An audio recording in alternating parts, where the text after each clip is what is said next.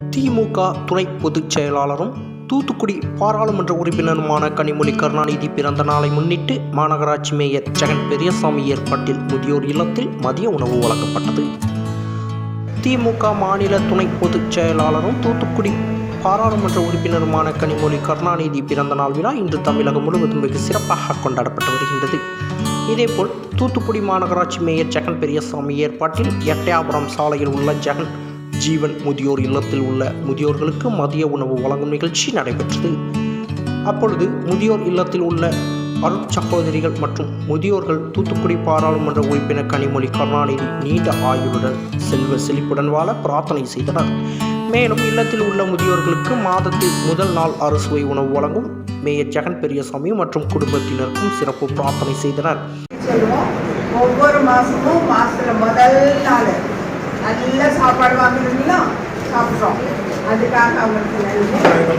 அதோட நமக்கு பின்னால நம்ம கல்ற பக்கம் பெரிய தொந்தரவு இருந்துச்சு,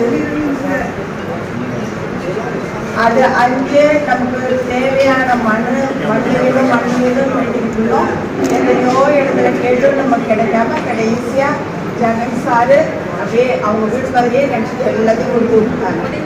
அதை தொடர்ந்து பராமரிப்பாங்க நம்மள, அதுக்காக அவங்களுக்கு நன்றி சொல்லுவோம். இன்னைக்கு சாப்பாடும் அவங்க தான் அரேஞ்ச் பண்ணியிருக்காங்க.